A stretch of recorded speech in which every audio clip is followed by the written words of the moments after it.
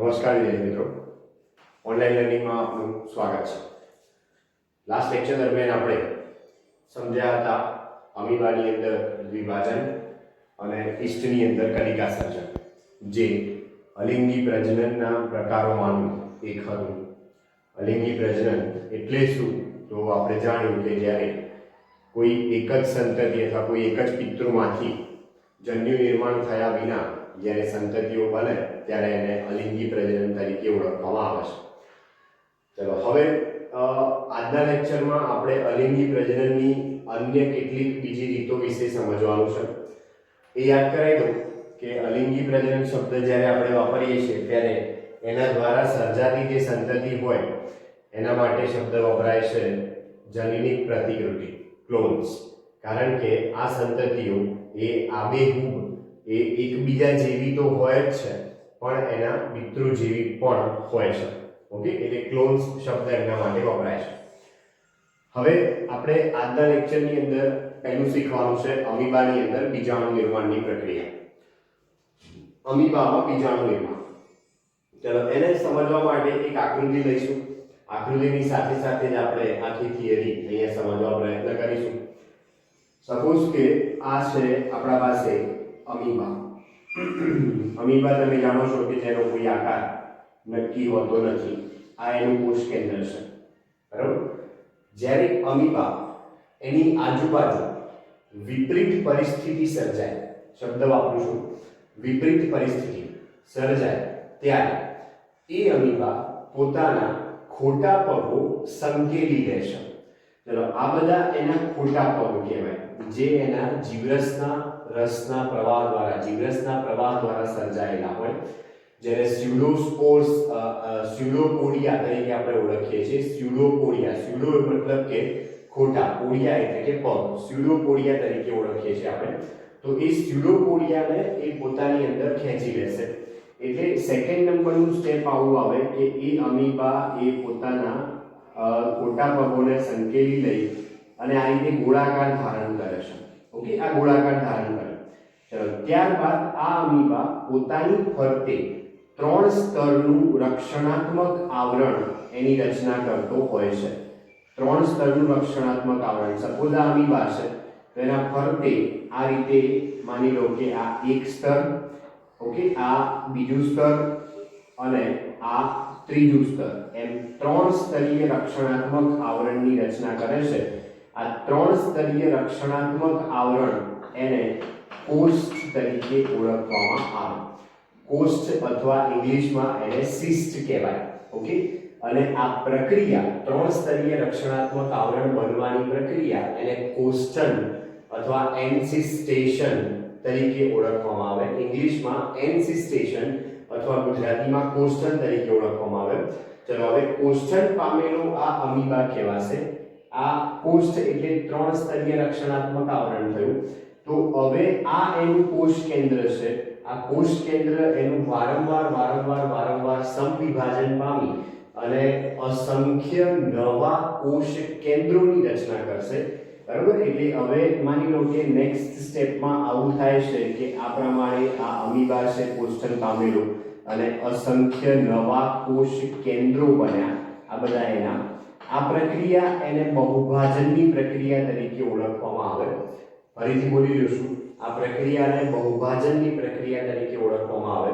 અને હવે જ્યારે અમીબા એવું મહેસૂસ કરે કે એની આજુબાજુની પરિસ્થિતિ એ ફેવરેબલ પરિસ્થિતિ છે, મતલબ કે યોગ્ય પરિસ્થિતિ છે, ત્યારે હવે આ અમીબા એ આ જે કોષ્ઠન પામેલી રચના છે, આ જે કોષ્ઠ બન્યું છે એ કોષ્ઠ તૂટે છે અને એ તૂટતા અહીંયા આ જે અંદરથી જે કોષ કેન્દ્રો હતા એ કોષ કેન્દ્રો મુક્ત થતા હોય છે. એટલે કે આ પ્રમાણે માની લો કે હવે અનુકૂળ પરિસ્થિતિ પ્રાપ્ત થઈ, ત્યાં કોષ્ઠ તૂટ્યો અને આ બધા જે એના કોષ કેન્દ્રો છે, આ કોષ કેન્દ્રો એ એની આસપાસના માધ્યમમાં થોડો જીવરસ લઈ અને મુક્ત થઈ ગયા.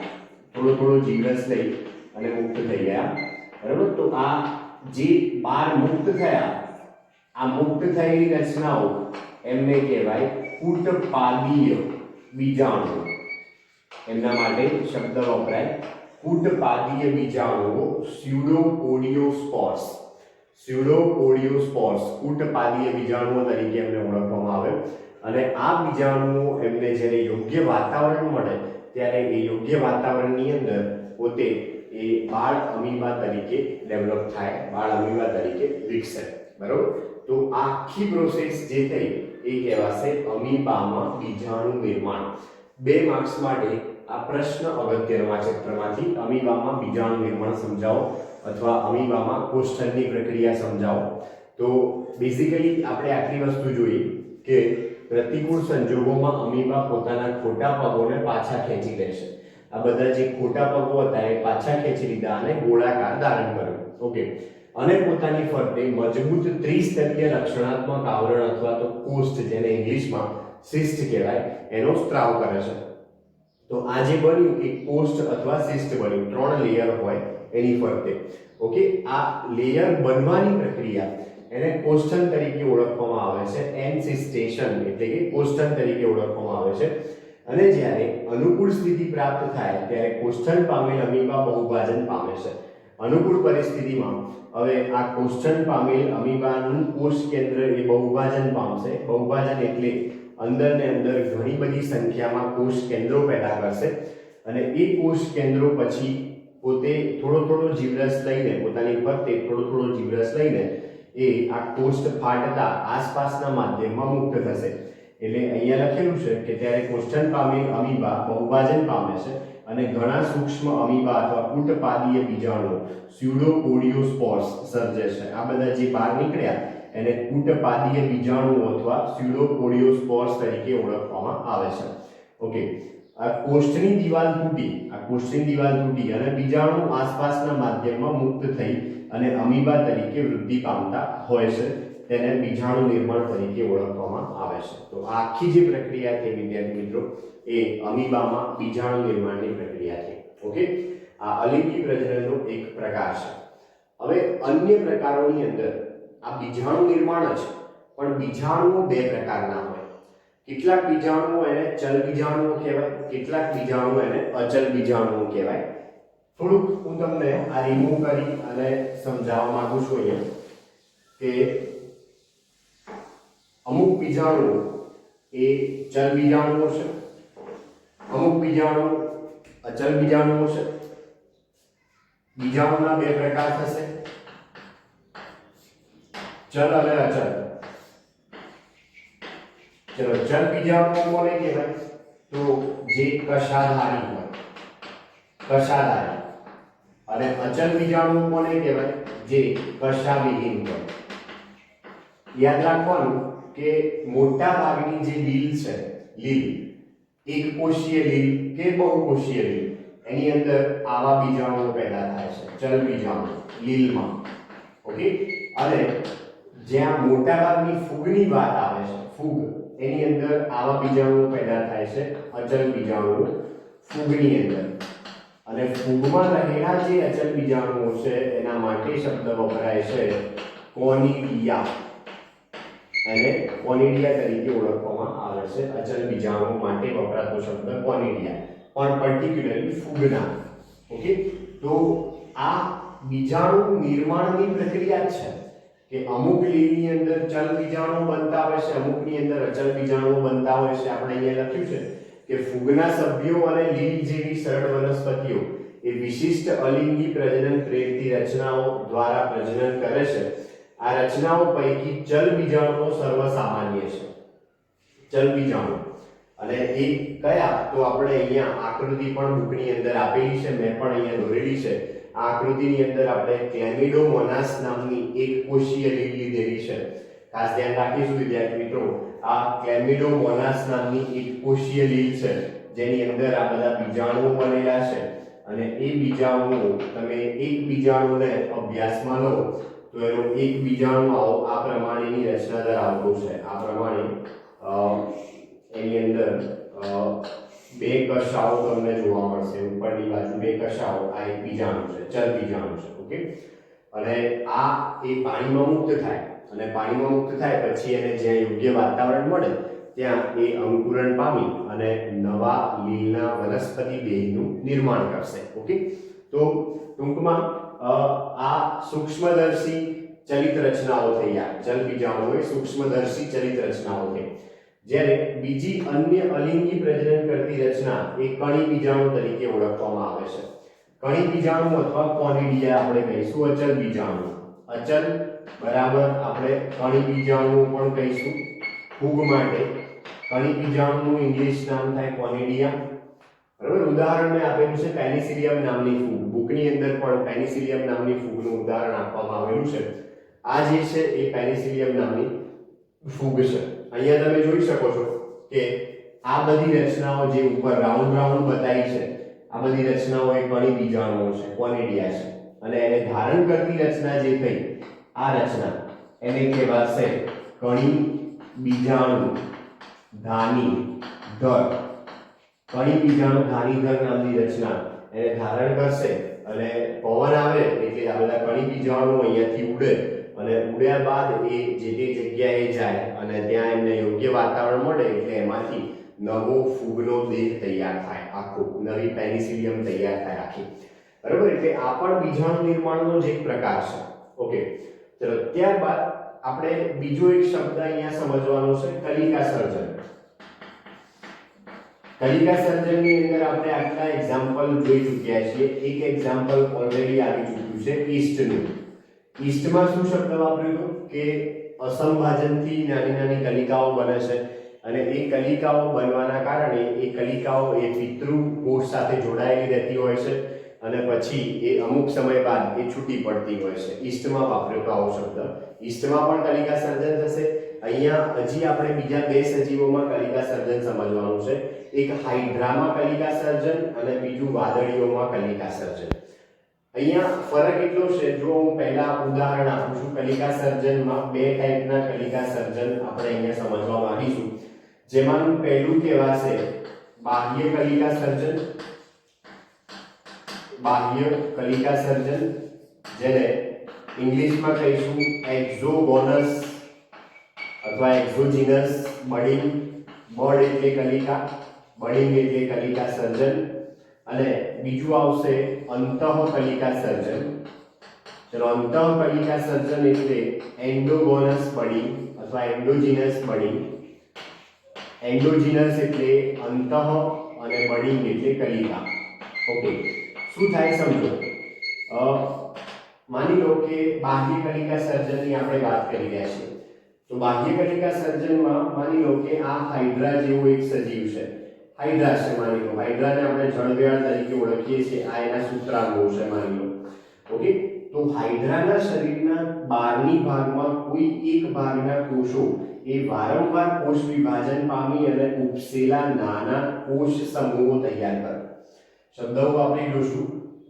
બુકની અંદર લખાણ નથી પણ હું શબ્દ વાપરી રહ્યો છું કે હાઇડ્રાના શરીરના કેટલાક ભાગના કોષો એ વારંવાર કોષ વિભાજન પામી અને ઉપસેલા નાના નાના ભાગો તૈયાર કરતા હોય છે.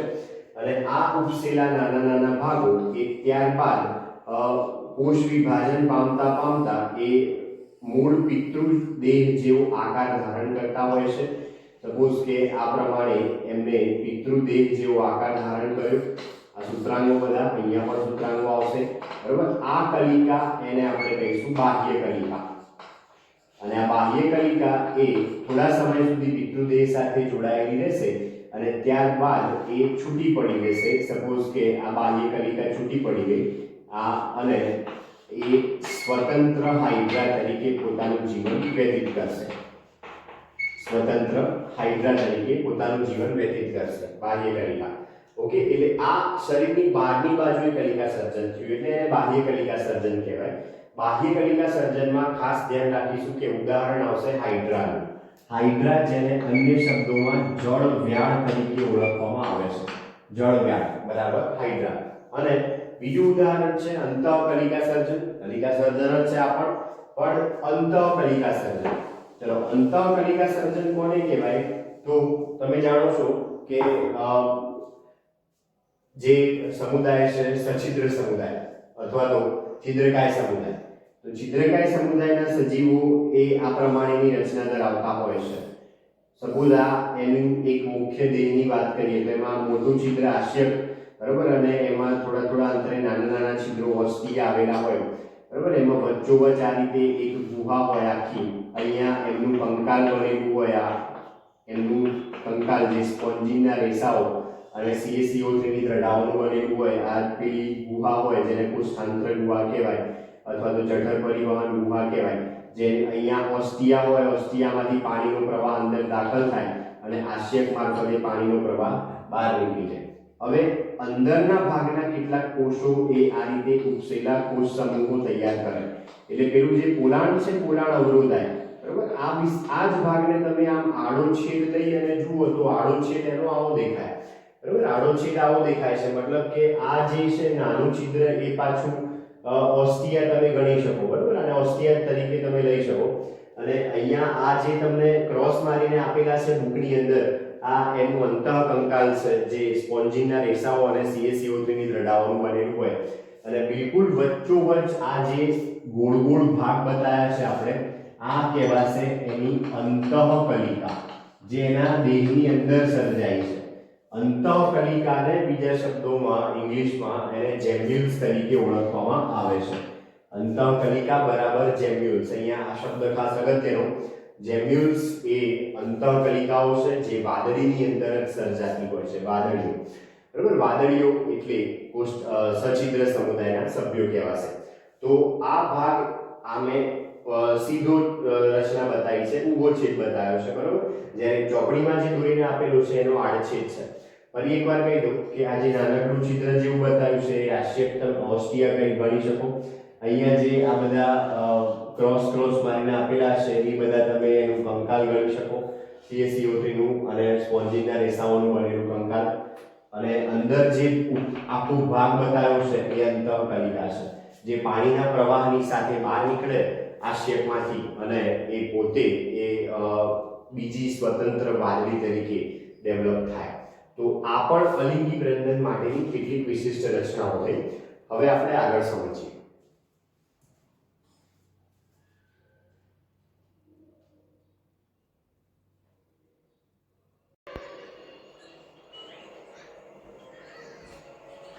ઓકે, વિદ્યાર્થી મિત્રો, હવે આપણે અલિંગી પ્રજનનની અંદર કેટલાક અન્ય અગત્યના કોન્સેપ્ટ શીખવા માટે જઈ રહ્યા છે.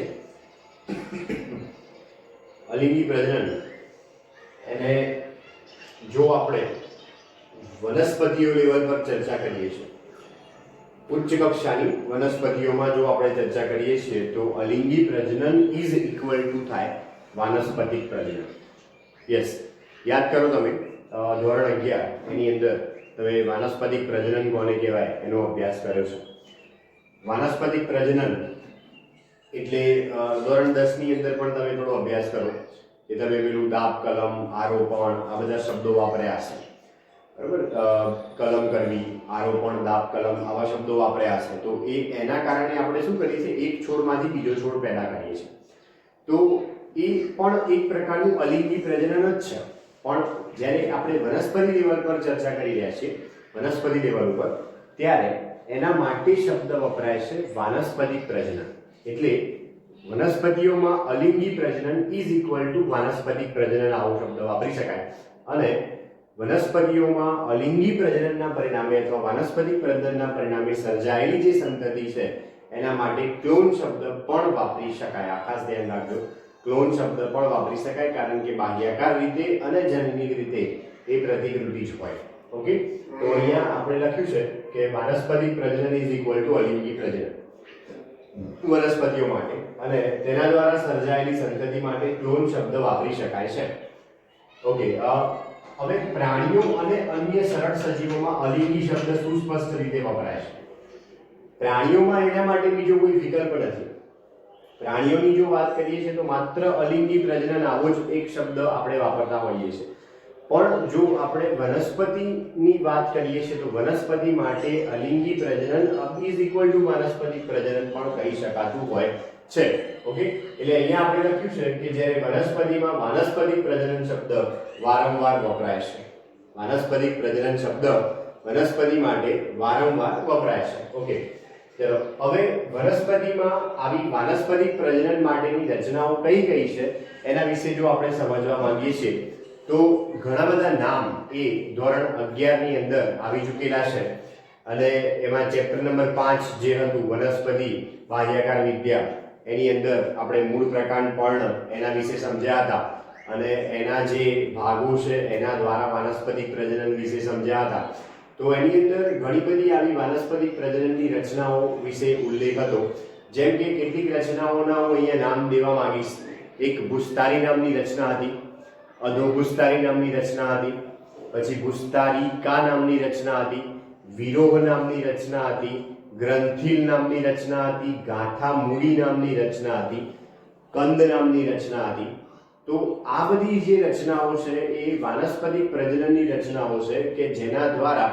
નવા છોડ ઉત્પન્ન થતા હોય છે નવી વનસ્પતિ ઉત્પન્ન થતી હોય છે ઓકે અહીંયા મેં લખેલું છે આ બધી રચનાઓના નામ લખેલા છે કે વનસ્પતિમાં વાનસ્પતિક પ્રજનનની રચનાઓ જેવી કે ભૂસ્તારી ગાંઠામૂળી અધોભૂસ્તારી ગ્રંથિ ભૂસ્તારિકા કંદ વગેરે નવી સંતતિ સર્જવાની ક્ષમતા ધરાવે છે ચલો એમાં ભૂસ્તારી કોને કહેવાય તો ઘાસ અબૂટી અને બ્રાહ્મી જેવી વનસ્પતિઓમાં એક લાંબી દોરી જેવી રચના નીકળે કે જે દોરી એ જમીનના સંપર્કમાં જ્યાં આવે ત્યાં એ નીચે અસ્થાનિક મૂળ બનાવે અને નવું ઘાસ તૈયાર કરે ઓકે થોડાક તમે જાણતા હશો કે ઘાસ સપોઝ આપણે નીચે ફ્લોર ઉપર વાવવું છે જમીનમાં વાવવું છે તો આપણે થોડી થોડી જગ્યાએ જ ઘાસ વાવીએ છીએ બધી જગ્યાએ નથી વાવતા થોડા મહિના પછી બધી જગ્યાએ ફેલાઈ જાય છે કેમ ફેલાઈ જાય છે તો ભૂસ્તારીના લીધે બરોબર લાંબી દોરી જેવી રચના કે જેમાંથી કે જે અસ્થાનિક કલિકાઓ ધરાવે અને જે જમીનના સંપર્કમાં આવે એટલે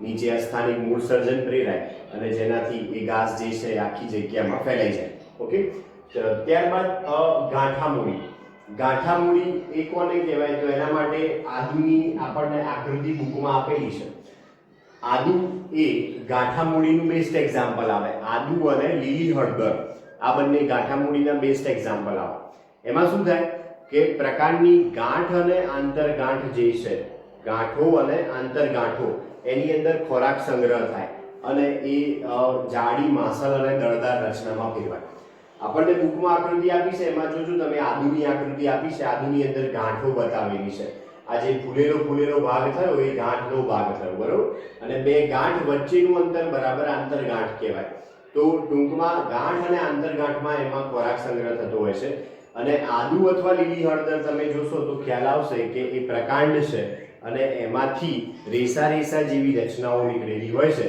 અને આ રેસા રેસા જેવી રચનાઓ એ એના આગંતુક મૂળ કહેવાય આગંતુક મૂળ અથવા અસ્થાનિક મૂળ જે ગમે તે સ્થાનેથી નીકળે એને આગંતુક મૂળ કહેવાય ભ્રૂણ મૂળ સિવાયના કોઈ પણ સ્થાનેથી નીકળતા મૂળ બરાબર અસ્થાનિક મૂળ અથવા આગંતુક મૂળ કહેવાય આમ આગંતુક શબ્દનો મતલબ થાય અતિથિ અથવા ગેસ્ટ બરાબર જે ક્યારે આવશે કેટલા આવશે કેમ આવશે કઈ ખબર હોય નહીં એમ આ મૂળ એ ક્યાંથી નીકળે કેટલા નીકળે કેમ નીકળે એ આપણને ખબર ના હોય એટલા માટે એને આગંતુક મૂળ તરીકે ઓળખવામાં આવે ઓકે તો એ ગાંઠામૂળીની અંદર આગંતુક મૂળ છે આ જે આપણે સમજીએ છીએ અને કલિકાઓ પણ અંદર બતાવેલી છે ત્રણ રચનાઓ બતાવેલી છે આકૃતિની અંદર આકૃતિઓ બધી હું એટલા માટે અહીંયા ડ્રો કરું છું કે એમસીક્યુ પોઈન્ટ ઓફ વ્યૂ આકૃતિઓ બધી અગત્યની છે કોનું ઉદાહરણ શેમાં લીધું છે આપણને ખબર પડવી જોઈએ બરાબર તો અહીંયા આદુની ગાંઠામૂળીનું ઉદાહરણ છે એમાં ગાંઠો બતાવેલી છે કલિકાઓ બતાવેલી છે અને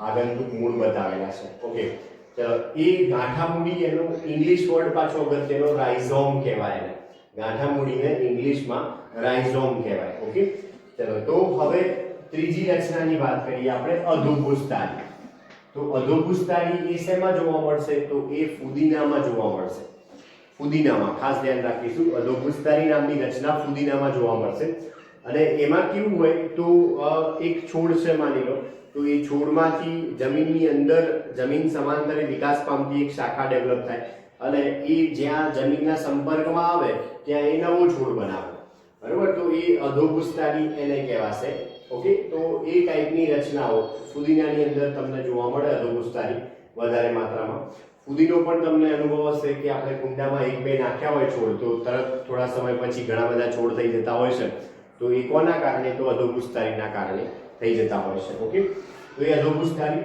ત્યારબાદ ગ્રંથિલ. ગ્રંથિલ એ બટાકા માટે વપરાતો શબ્દ છે, ખાસ ધ્યાન રાખીશું.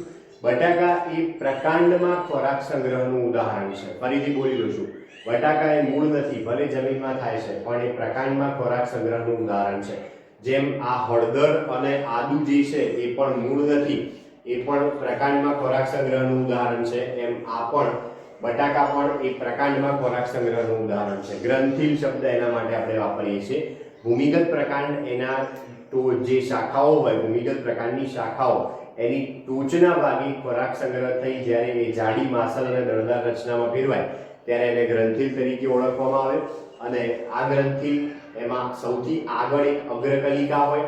સપોઝ કે તમે આ બટાકાને જોઈ રહ્યા છો, તો બટાકામાં આ છેડે અથવા આ છેડે કોઈ એક આવી ફૂલેલી ઉપસેલી રચના જોવા મળે તો એની અગ્રકલિકા છે. અને આ બધી જે રચનાઓ છે જેને આપણે આંખો તરીકે ઓળખીએ છીએ, નખ મારેલા હોય એ ટાઈપની રચનાઓ, એ એની કક્ષકલિકા કહેવાય. કક્ષકલિકા શબ્દ વાપરું છું, ખાસ ધ્યાન રાખજો, એની કક્ષકલિકા કહેવાશે. અને આ કક્ષકલિકા એમાં આવેલી જે અસ્થાનિક કલિકા હોય એનું અંકુરણ થાય એટલે એ થોડીક આ રીતની રચના બનાવે. અહીંયા શબ્દ વાપર્યો અંકુરિત આંખ કલિકાઓ, એ કક્ષકલિકા છે.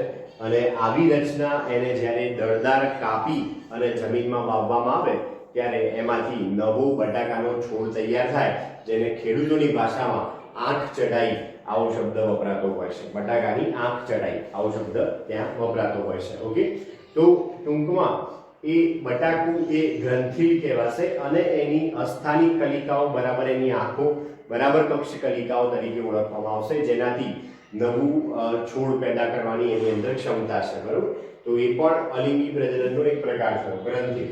ચલો, ત્યારબાદ ભૂસ્તારિકા.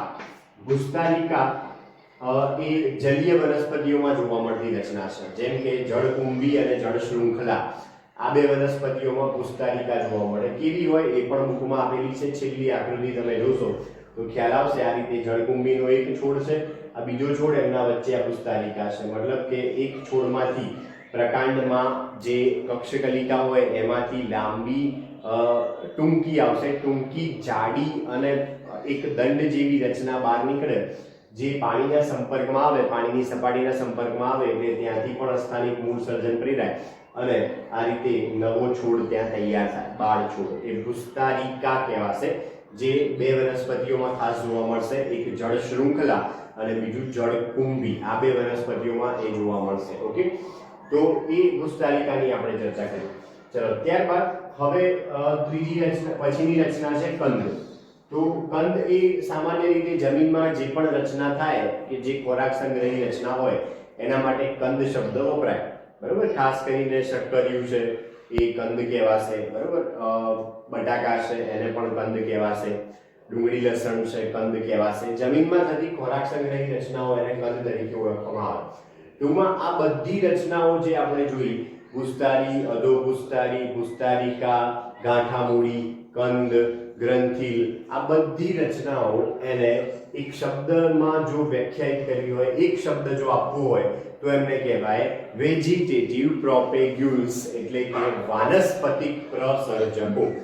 વેજીટેટિવ પ્રોપેગ્યુલ્સ ઇઝ ઇક્વલ ટુ વાનસ્પતિક પ્રસર્જકો તરીકે એમને ઓળખવામાં આવે. એટલે મેં અહીંયા લખ્યું છે કે આ તમામ રચનાઓ બરાબર વાનસ્પતિક પ્રસર્જકો. ઓકે, અને આ રચનાના સર્જનમાં બે પિતૃઓ ભાગ લેતા નથી, માત્ર એક જ પિતૃ ભાગ લેશે. તેથી તેમના સમાવિષ્ટ પ્રક્રિયા જે છે એ અલિંગી પ્રજનનની પ્રક્રિયા છે. ઓકે, અહીંયા એ સિવાય મેં બીજી બે રચનાઓ બતાવેલી છે. એક રામબાણની પ્રકલિકા બતાવેલી છે. પ્રકલિકા બલ્બિલ કહેવાશે જેને ઇંગ્લિશમાં. એટલે શું, તો રામબાણમાં જે અગ્રકલિકા હોય એ અગ્રકલિકા ખોરાકનો સંગ્રહ કરી જાડી માસલ દળદાર રચનામાં ફેરવાય અને એ જ્યારે જમીન ઉપર પડે ત્યારે એનું અંકુરણ થઈ અને નવો રામબાણનો છોડ તૈયાર થાય, એને પ્રકલિકા કહેવાય. પ્રકલિકા બલ્બિલ શબ્દ છે. બરોબર, કે જ્યારે અગ્રકલિકા અથવા કક્ષકલિકા એ જાડી માસલ દળદાર રચનામાં ફેરવાતી હોય અને એ જમીન ઉપર પડે ત્યારે એનું અંકુરણ થઈ અને નવો છોડ તૈયાર થાય ત્યારે એને પ્રકલિકા કહેવાય. જો અગ્રકલિકા છે તો એક્ઝામ્પલ આવે રામબાણ. જો કક્ષકલિકા છે તો એક્ઝામ્પલ આવે કનક. કનકને બીજા શબ્દોમાં ડાયસ્પોરિયા કહેવાય. રામબાણને બીજા શબ્દોમાં કેતકી કહેવાય, કેતકી અથવા રામબાણ તરીકે ઓળખવામાં આવે તો એની આ પ્રકલિકા છે. ઓકે, ચલો ત્યારબાદ બીજું છે પાનગુટીની પર્ણકલિકા. પર્ણ દ્વારા વાનસ્પતિક પ્રજનનનું સમગ્ર અભ્યાસમાં એક જ ઉદાહરણ છે આપણા અભ્યાસમાં, જેને કહેવાય છે બ્રાયોફાઇલમ પાનકુટી અથવા પર્ણકુટી. બરાબર, કે જેમાં પર્ણની કિનારી એ ખાંચા ખાંચા વાળી હોય આ રીતે, અને ખાંચાઓની અંદર અસ્થાનિક કલિકાઓ આવેલી હોય. આ અસ્થાનિક કલિકાઓના અંકુરણના કારણે નવો છોડ પાંદડા ઉપર જ તૈયાર થઈ જાય અને એ જ્યારે જમીન ઉપર પડે ત્યારે એ નવા છોડ તરીકે ડેવલપ થાય. એટલે પાનકુટી બ્રાયોફાઇલમ અથવા પર્ણકુટી એની અંદર પર્ણની કિનારીઓ એની અંદર અસ્થાનિક કલિકાઓ આવેલી હોય. આ અસ્થાનિક કલિકાઓ એમાંથી નવો છોડ તૈયાર થતો હોય. પર્ણ દ્વારા વાનસ્પતિક પ્રજનનનું આ એક ઉદાહરણ છે. આ પ્રકાંડ દ્વારા વાનસ્પતિક પ્રજનનનું ઉદાહરણ કહેવાય પ્રકલિકા બરાબર. આ પણ પ્રકાંડ દ્વારા વાનસ્પતિક પ્રજનનનું ઉદાહરણ કહેવાય. આ પણ પ્રકાંડ દ્વારા વાનસ્પતિક પ્રજનનનું ઉદાહરણ કહેવાય. આ પણ પ્રકાંડ દ્વારા વાનસ્પતિક પ્રજનનનું ઉદાહરણ કહેવાય. જો આપણે શક્કરિયું લઈએ તો મૂળ દ્વારા વાનસ્પતિક પ્રજનનનું ઉદાહરણ કહેવાય. અને આ પાનકુટી અથવા બ્રાયોફાઇલમ લઈએ તો પર્ણ દ્વારા વાનસ્પતિક પ્રજનનનું ઉદાહરણ કહેવાય. તો ટૂંકમાં આ રીતે આપણે ત્રણે ત્રણ રચનાઓ મૂળ, પ્રકાંડ અને પર્ણ દ્વારા વાનસ્પતિક પ્રજનન કેવી રીતે થાય છે, કઈ રચનાઓ એની સાથે સંકળાયેલી છે એના વિશે આપણે સમજ્યા. ઓકે, એક અન્ય શબ્દ છે અલિંગી પ્રજનનની અંદર વપરાતો, જેને કહેવાય છે અવખંડન. અવખંડન, જેને ઇંગ્લિશમાં ફ્રેગમેન્ટેશન કહીશું. તો ફ્રેગમેન્ટેશનનો મતલબ શું થાય, અવખંડન એટલે શું? તો જો એવું વિચારવા જઈએ છે તો જ્યારે કોઈ પણ પ્રાણી શરીર અથવા પ્રાણીનો દેહ અથવા વનસ્પતિનો દેહ એ કોઈ દબાણસર, યાંત્રિક દબાણસર એક અથવા વધુ ટુકડાઓમાં વિભાજિત થઈ જાય અને આ ટુકડાઓ એ દરેક પુનઃસર્જન દ્વારા નવો સજીવ પેદા કરે તો આ ઘટના એને અવખંડન કહેવાશે. બરોબર, અને આ અવખંડનની પ્રક્રિયા એના સાથે પુનઃસર્જનની પ્રક્રિયા હંમેશા જોડાયેલી જ હોય. લાઈક તમે એક સરળ ઉદાહરણ આની અંદર સમજી શકો એમ છો, ગરોળી. ચલો, ગરોળી શું કરે છે? તો ગરોળી એની પૂંછડી કપાઈ જાય ત્યારે શું થાય, એની પૂંછડી અલગ થઈ જાય શરીરથી અને ગરોળી પૂંછડી વગરની થઈ જાય. થોડા સમય પછી તમે જુઓ તો ગરોળી એ નવી પૂંછડી એની અંદર આવી જાય. તો કેવી રીતે આવી નવી પૂંછડી? તો પુનઃસર્જન દ્વારા. પૂંછડીમાંથી નવી ગરોળી ના બને, પણ ગરોળીમાં નવી પૂંછડી આવી જાય. બરાબર, તો લાઈક આ રીતે જો સ્ટારફિશ છે, દાખલા તરીકે તારા માછલીની વાત કરીએ તો તારા માછલીને બે ભાગમાં વિભાજિત કરીએ અથવા તો એનો એક હસ્ત કટ થઈ જાય તો ત્યાં નવો હસ્ત આવી જાય તો એ પુનઃસર્જન કહેવાય. પણ હાઇડ્રા જેવા સજીવોમાં જો વચ્ચેથી એના બે ભાગ કરવામાં આવે અથવા વચ્ચેથી બે ટુકડા કરવામાં આવે કે પછી પ્લેનેરિયા જેવા સજીવો, પૃથુકૃમિ સજીવો, એના બે ત્રણ ટુકડા કરી દેવામાં આવે તો દરેકે દરેક ટુકડો એ નવા પ્લેનેરિયામાં કે નવી હાઇડ્રામાં પરિણમવાની ક્ષમતા ધરાવે છે. આ બાબત એને અવખંડન તરીકે ઓળખવામાં આવે છે, ફ્રેગમેન્ટેશન તરીકે આપણે એને ઓળખીશું. ઓકે, તો અહીંયા લખ્યું છે કે કેટલાક સજીવોમાં સજીવ દેહ એ અલગ અલગ ભાગો કે ટુકડાઓમાં તૂટીને વિભાજિત થઈ જાય છે, કોઈ પણ યાંત્રિક દબાણસર કે અન્ય કોઈ કારણસર, અને દરેક ટુકડો એ પુખ્ત પ્રાણીમાં ફેરવાઈ જાય છે. કઈ પ્રક્રિયા દ્વારા ફેરવાશે? પુનઃસર્જન દ્વારા. ખાસ ધ્યાન રાખીશું, પુનઃસર્જન સિવાય અવખંડન દ્વારા નવો સજીવ બની શક્ય નથી અને સંતતિ સર્જવાની ક્ષમતા ધરાવે છે, દાખલા તરીકે હાઇડ્રા. ઓકે, અને હવે એક ખાસ અગત્યનો શબ્દ સમજવાનો છે આપણે. એ શબ્દ છે ટેરર ઓફ બેંગાલ અથવા જળાશયનો શાપ. ખાસ ધ્યાન રાખીશું, આ શબ્દ 2 માર્ક્સ માટે ઇમ્પોર્ટન્ટ ક્વેશ્ચન છે. આ ચેપ્ટરનો વારંવાર પૂછાય છે. ટેરર ઓફ બેંગાલ અથવા જળાશયનો શાપ એક સિમ્પલ ફિનોમિના છે આ, કે જળકુંભી નામની વનસ્પતિ, હમણાં જ આપણે વાત કરી આ જળકુંભી. જળકુંભી જેને આપણે વૈજ્ઞાનિક નામ જાણીએ છીએ, એનું વૈજ્ઞાનિક નામ છે આઇકોર્નિયા પ્રેસિપિસ. આઇકોર્નિયા પ્રેસિપિસ બરાબર જળકુંભી થાય. આ જળકુંભી એ પહેલા તો ખાસ ધ્યાન રાખજો કે આ જળકુંભી એ વિદેશી જાતિ છે. વિદેશી જાતિ મતલબ કે ભારતમાં નેચરલી આ જાત જોવા મળતી ન હતી, પણ ભારતની અંદર એનો પ્રવેશ કરાવવામાં આવ્યો હતો. કેમ? તો એના સુંદર પુષ્પો અને પર્ણોના આકારને આધારે. બે શબ્દ ખાસ ધ્યાન રાખીશું. એના સુંદર પુષ્પો, પર્પલ કલરના એના પુષ્પો આવે, બહુ એટ્રેક્ટિવ હોય અને જોવા ગમે તેવા હોય. પાણીમાં થનારી વનસ્પતિ છે આ. અને એનો પર્ણનો આકાર પણ ખૂબ એટ્રેક્ટિવ હોય, પુષ્પો પણ એટ્રેક્ટિવ હોય. આના કારણે આ જળકુંભી વિદેશી જાતિ છે, વિદેશી વનસ્પતિ છે, એને આપણે ઇન્ડિયામાં દાખલ કરતા તો કરી દીધી, પણ જ્યાં જ્યાં એને જળાશયોમાં વાવવામાં આવી ત્યાં એવું જોવા મળ્યું કે એ ખૂબ જ ઝડપથી વાનસ્પતિક પ્રજનન કરી આખા જળાશયની સપાટી ઉપર ફેલાઈ જતી હતી. બરાબર, આખા જળાશયની સપાટી ઉપર ફેલાઈ જતી, પુષ્કળ ઝડપથી ઘટનાકીય દરે વાનસ્પતિક પ્રજનન કરીને.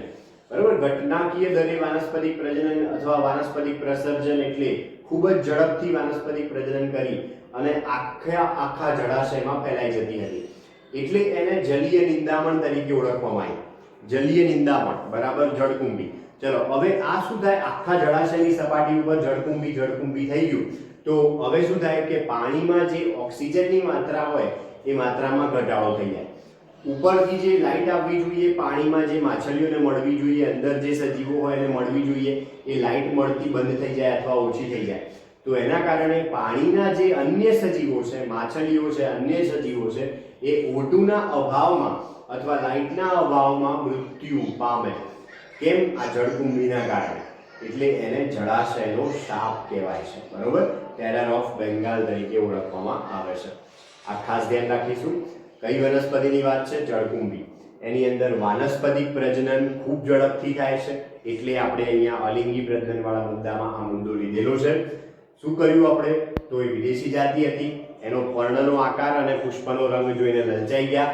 ભારતના અંદર એમને લાવવામાં આવી, જળાશયોની સપાટીમાં વાવવામાં આવી, બહુ ઓછા સમયમાં આખા જળાશયમાં ફેલાઈ ગઈ, બધા જળાશયોમાં. એટલે એને અતિક્રમણ પામતું નીંદણ તરીકે આપણે ઓળખી દીધું.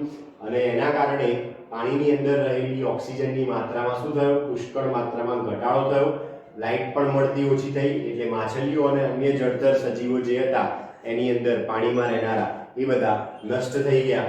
એટલે એને જળાશયનો શાપ અથવા ટેરર ઓફ બેંગાલ તરીકે ઓળખવામાં આવે છે. અહીંયા લખ્યું આપણે કે સ્થગિત પાણીમાં ઉગતી જળકુંભી, સ્થગિત પાણીમાં ઉગશે. યાદ રાખજો, નદીમાં ના હોય, તળાવમાં હોય, સરોવરમાં હોય. જળકુંભી એ મોટા ભાગના અતિક્રમણ પામતા નીંદણ પૈકીની એક છે. તે પાણીમાં રહેલો ઓક્સિજન દૂર કરે છે, જેના કારણે માછલીઓ મૃત્યુ પામે છે. અને આ વનસ્પતિને તેના સુંદર પુષ્પો અને પર્ણના આકારને કારણે ભારતમાં પ્રવેશ આપવામાં આવ્યો હતો, પ્રવેશ કરાવેલ હતો. એટલે મતલબ કે આ ભારતની જાતિ નથી, આ વિદેશી જાતિ છે. અને છેવટે તેમાં આપણે જાણ્યું કે તેમાં ઘટનાકીય દરે વાનસ્પતિક પ્રસર્જન અથવા તો વાનસ્પતિક પ્રજનન થાય છે અને તે સમગ્ર જળાશયની સપાટી પર ફેલાઈ જાય છે. આ ખાસ ધ્યાન રાખીશું આપણે. એટલે આ બાબત કે જેને ટેરર ઓફ બેંગાલ અથવા જળાશયોના શાપ તરીકે ઓળખવામાં આવે છે. એટલે આ 2 માર્ક્સ માટે ખાસ એક બીજો અગત્યનો પ્રશ્ન થયો, ટેરર ઓફ બેંગાલ, જળાશયોનો શાપ. ઓકે, તો અહીંયા સુધી આપણે આજે સમજીએ છીએ. આવતા લેક્ચરમાં વધુ ટોપિક સાથે મળીશું. નમસ્કાર.